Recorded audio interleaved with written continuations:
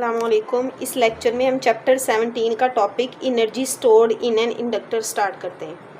सबसे पहले इंडक्टर देखते हैं। इंडक्टर क्या होता है? इंडक्टर जो है एक कॉइल है या फिर इसको चौक भी बोलते हैं। इसकी निग्लिजिबल रेजिस्टेंस होती है, ठीक है। इसका काम क्या है कि ये एनर्जी को स्टोर करता है किसमें? मैग्नेटिक फील्ड में। जैसे कैपेसिटर जो है वो एनर्जी को स्टोर करता है इन टर्म्स ऑफ इलेक्ट्रिक फील्ड, इस तरह इंडक्टर भी एनर्जी को स्टोर करता है जब करंट जो है इसमें से फ्लो करता है और ये एनर्जी को मैग्नेटिक फील्ड में स्टोर कर रहा होता है। इस सर्किट में स्विच एस को और बैटरी वी को जो है इस कॉइल के साथ क्या कर दिया? सीरीज में लगा दिया।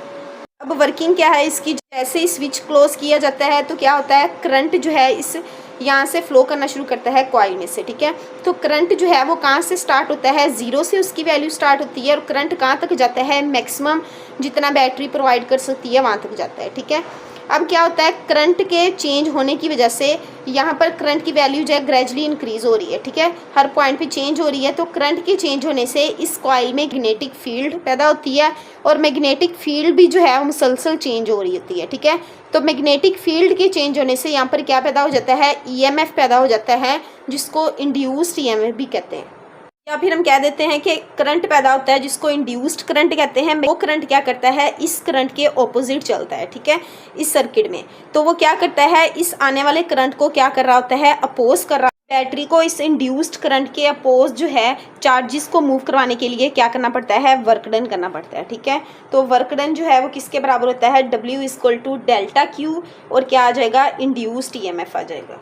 हमें पता है कि work done per unit charge जो है किसके बराबर होता है? वोल्टेज के बराबर होता है। यहाँ से वर्क कैलकुलेट किया है तो क्या आ जाएगा? Charge multiply voltage. चार्ज जो है डेल्टा Q और वोल्टेज जो है वो कौन सा हो जाएगा? Induced EMF. नेक्स्ट स्टेप में हमें बताया इंड्यूस्ड ईएमएफ क्यों पैदा हो रहा है। इंड्यूस्ड ईएमएफ जो है कॉइल करंट के चेंज की वजह से पैदा हो रहा है, ठीक है। तो इंड्यूस्ड ईएमएफ जो है वो बराबर होता है L delta I over delta T। इसको जो है इधर पुट करेंगे, ठीक है, इस इक्वेशन में। इसमें पुट किया तो ये बन गया डेल्टा Q, ब्रैकेट में आ जाएगा L delta I over delta T, bracket close, ठीक है। नेक्स्ट स्टेप में हम क्या करेंगे? डेल्टा Q और डेल्टा T जो है वो सेपरेट कर लेंगे और ब्रैकेट में आ जाएगा L डेल्टा I। इसको इक्वेशन 1 का नाम दे दिया।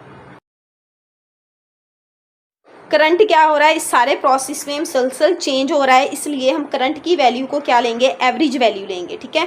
करंट कहाँ से स्टार्ट हुआ? ज़ीरो से स्टार्ट हुआ और कहाँ तक जाएगा? मैक्सिमम वैल्यू तक जाएगा।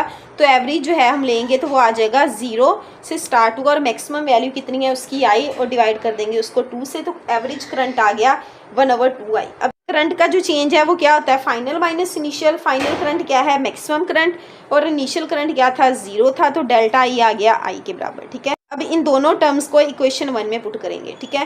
तो W आ जाएगा किसके बराबर? Delta Q over delta T की जगह पे पुट किया 1/2I। L वैसे ही आ गया और डेल्टा I की जगह पर पुट कर दिया I। तो वर्क डन आ गया 1/2LI²। अब ये वर्क डन जो है वो एनर्जी की फॉर्म में स्टोर हो जाएगा किसमें?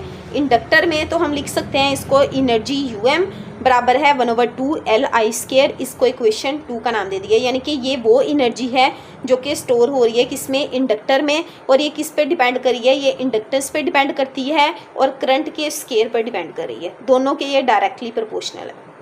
ये इक्वेशन हमें ये भी बता रही है कि इंडक्टर जो है वो पावर को एब्जॉर्ब करेगा, तब वो क्या करेगा? एनर्जी को स्टोर करेगा, ठीक है। और जब वो पावर को डिलीवर कर रहा होगा तब वो क्या करेगा? स्टोर एनर्जी वापस कर रहा होगा, ठीक है। अब हमने एनर्जी स्टोर को इन टर्म्स ऑफ मैग्नेटिक फील्ड देखना है। टोटल फ्लक्स जो है वो कॉइल के क्रॉस क्या होता है? N∅ = Li। N जो है वो नंबर ऑफ टर्न्स है कॉइल के, फाई क्या है? फ्लक्स है, L क्या है? उसकी इंडक्टेंस है, और I क्या है? करंट है। यहाँ से L की वैल्यू कैलकुलेट कर लेंगे तो N∅, I उस तरफ जाके क्या हो जाएगा? डिवाइड हो जाएगा। तो ये आ जाएगा N∅ ओवर I, ठीक है। और फ्लक्स का हमें पता है वो किसका प्रोडक्ट होता है? वो मैग्नेटिक फील्ड और वेक्टर एरिया का प्रोडक्ट होता है। अब ये जो है ∅ = BA इसके इक्वेशन के अंदर पुट कर देंगे। ∅ = BA जो है इस इक्वेशन में पुट करेंगे तो ये बन जाएगा NBA ओवर I, ठीक है। और सोलिनाइड की जो मैग्नेटिक फील्ड होती है वो क्या होती है? B = μ0NI के बराबर होती है। B जो है वो मैग्नेटिक फील्ड है, μ0 जो है वो परमिबिलिटी है और फ्री स्पेस, N यहाँ पर number of turns per unit length है और I क्या है? करंट है। सोलिनाइड के लिए जो मैग्नेटिक फील्ड आई है उसको यहाँ पर पुट कर देंगे तो ये आ जाएगा N, B की जगह पे पुट कर दिया μ0NI A ओवर I। यहाँ पर म्यू नॉट की वैल्यू को याद करना है, वो बराबर होती है 4 पाई मल्टीप्लाई 10⁻⁻⁷ वेबर पर एम्पेयर पर मीटर, ठीक है। और एन यहाँ पर क्या है, स्मॉल एन जो है वो नंबर ऑफ टर्न्स हैं पर यूनिट लेंथ। तो एन जो है वो किसके बराबर हो जाएगा, नंबर ऑफ टर्न्स कितने हैं उस कॉइल के अंदर, और टोटल डिवाइड करना है उसको उस कॉइल की लेंथ के साथ, ठीक है। अगर हम यहाँ से कैपिटल एन कैलकुलेट करें तो कैपिटल एन जो है वो बराबर हो जाता है एन एल के, ठीक है। इस इक्वेशन में आई से कट जाएगा, ठीक है। अब हम क्या करेंगे, एन की वैल्यू को इस इक्वेशन में पुट करेंगे तो ये आ जाएगा L is equal to, N की जगह पे पुट कर दिया N L mu not N A, और ये इक्वेशन बन जाएगी L is equal to mu not N square A L. इसको इक्वेशन 3 का नाम दे दिया। एम्पियर्स लॉ के अकॉर्डिंग हमें पता है कि वो आई जो है वो किसके बराबर होता है, B over mu not N. इस इक्वेशन से भी आई कैलकुलेट करते हैं। आई किसके बराबर है, ये उस तरफ जाके क्या हो जाएगा, डिवाइड हो जाएगा B over mu not N. अब इक्वेशन 3 और 4 को हम क्या करेंगे, इक्वेशन 2 में पुट करेंगे। इक्वेशन 2 में जब पुट किया तो U M is equal to 1/2 L की वैल्यू पुट कर दी और आई की वैल्यू पुट कर दी और उसका क्या कर दिया, स्केयर कर दिया। नेक्स्ट स्टेप में हमने स्केयर ओपन कर लिया तो ये बन गया B square mu not square over N square. अब जो चीज़ कटती है उसको काट दें, यहाँ पर एन स्केयर जो है वो एन स्केयर से कट जाएगा, म्यू नॉट जो है वो एक म्यू नॉट से कट गया, तो ये बना U M is equal to half B square over mu not A L.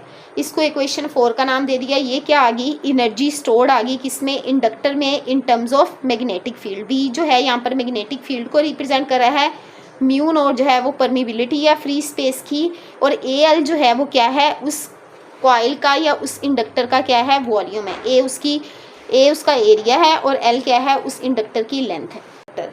और अगर हम एनर्जी डेंसिटी की बात करें तो एनर्जी डेंसिटी जो है वो किसके बराबर होती है, एनर्जी डेंसिटी की डिफाइन है energy stored per unit volume, कि कितने वॉल्यूम में कितनी एनर्जी स्टोर्ड हुई है वो उसकी क्या कहलाती है, एनर्जी डेंसिटी कहलाती है। ये बराबर होती है energy density is equal to energy over volume. Energy की वैल्यू ये जो आई है इसमें पुट कर दी, और वॉल्यूम जो है वो किसके बराबर है, ए एल जो है वो वॉल्यूम है, ठीक है। ए क्या है, कॉइल का एरिया है, और एल क्या है, कॉइल की लेंथ है। इनको मल्टीप्लाई करेंगे तो कॉइल का वॉल्यूम आ जाएगा।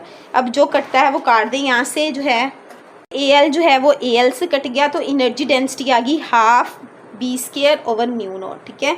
एनर्जी का फार्मूला आ गया ये, और एनर्जी डेंसिटी आ गई ये था हमारा आज का लेक्चर जो कि हमने देख लिया। अल्लाह हाफिज़।